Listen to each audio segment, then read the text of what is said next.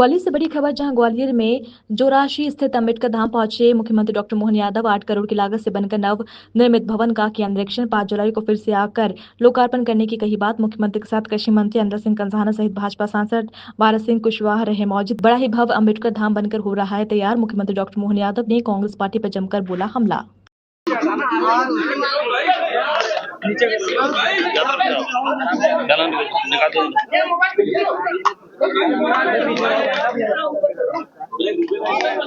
नाम क्या लिया आपने? जोरासी बाबा साहब का स्मारक।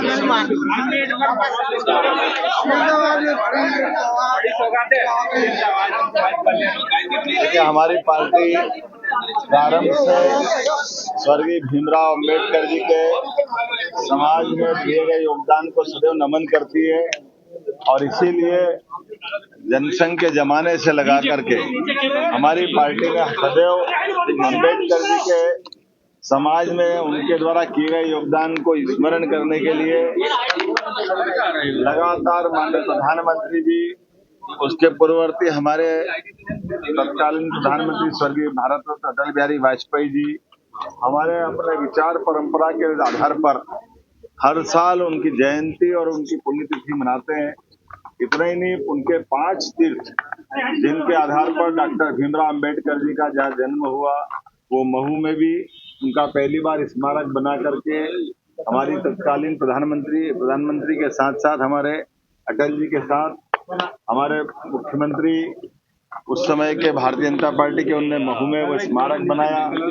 हर साल बड़ा महाकुंभ लगाने का काम भी हमारे अपने अम्बेडकर जी के जयंती के अवसर पर करते हैं। मुझे इस बात का संतोष है कि यहाँ ग्वालियर में भी अम्बेडकर जी के स्मारक का ये भव्य स्थान है, जिसमें सेकंड चरण के काम का मैं जल्दी भूमि पूजन करने वापस आने वाला हूँ। और कांग्रेस ने सदैव बाबा साहब की आत्मा को दुखाया। जीते जी बाबा साहब के साथ झूठ बोलकर छल किया गया। उनको उनकी योग्यता के हिसाब से मंत्रिमंडल के अंदर तत्कालीन प्रधानमंत्री श्रीमान नेहरू जी ने जवाबदारी नहीं दी और उससे आगे बढ़ते हुए जब वो उनके संविधान के आधार पर चुने हुए चुनाव में आना चाहते थे, तो कांग्रेस ने उनको लगातार चुनाव हराने का प्रयास किया। उनकी पार्टी के जब 2 सदस्य चुनाव जीते और एक ने अपने सीट से इस्तीफा दे करके बाबा साहब के लिए उपचुनाव की स्थिति लाए, तब भी तत्कालीन प्रधानमंत्री ने अंबेडकर जी को वो चुनाव भी हरा करके पूरी ताकत लगा करके अपनी बाबा अंबेडकर साहब की जो मूल विचारधारा है उसके विरोध में कांग्रेस की विचारधारा की स्पष्ट लाइन खींची। इतना ही नहीं, बाबा साहब ने अपने जीवन में जो दिल्ली के अंदर योगदान दिया है वो किसी से छिपा नहीं, संविधान से लगा करके पार्लियामेंट तक। लेकिन बाबा साहब अंबेडकर के एक चित्र को भी तत्कालीन प्रधानमंत्री लगाना उचित नहीं समझा। प्रतिमा लगाने की तो बात छोड़ो, बाबा साहब के लिए पार्लियामेंट में पहली बार तेल चित्र लगाने का काम भी भारतीय जनता पार्टी के तत्कालीन नेतृत्व ने किया है।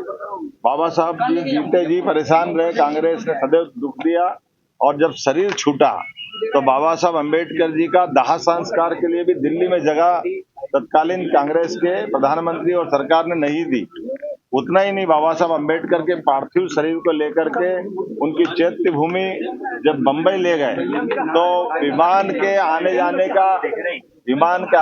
का खर्चा भी सरकार ने उनकी पत्नी से लिया है। इससे बड़ा निंदनीय काम क्या होगा। कांग्रेस का दोहरा चरित्र सदैव सामने आता है। कांग्रेस हमेशा अपने वोट बैंक के लिए बाद में बदलती है। जैसे कि आपातकाल का पाप कांग्रेस के सिर पे था, जब उनने संविधान की एक तरह से हत्या करते हुए कोर्ट ने उनको विभार किया, कोर्ट ने उनका चुनाव अवैध घोषित किया, बदले में उनने देश को आपातकाल दिया। अंबेडकर जी के इस स्मारक स्थल पर आकर के मुझे इस बात की प्रसन्नता, थोड़े दिन पहले ही हमने डॉक्टर भीमराव अंबेडकर अभयारण्य पार्क का नामकरण किया जो सागर में बनने वाला है। डॉक्टर भीमराव अंबेडकर जी के माध्यम से कई सारी योजनाएं, पंचतीर्थ तो है ही, जहाँ भगवान बुद्ध के स्मरण के आधार पर सांची से हम अंबेडकर जी को जोड़ते हैं। तो हमने बौद्ध यूनिवर्सिटी बनाने का काम किया, दुनिया भर के बौद्ध लोगों को मध्य प्रदेश से जोड़ने का अवसर दिया। बाबा साहब अंबेडकर के आधार पर बच्चों को, मेधावी विद्यार्थियों को छात्रवृत्ति उनके पढ़ने की, उनकी कोचिंग की, उनके जीवन में बदलाव की। इसी प्रकार से विश्वविद्यालय डॉक्टर भीमराव अंबेडकर विश्वविद्यालय महू में बाबा साहब के जन्म स्थल पर बनाने का काम भी हमारी सरकार ने किया।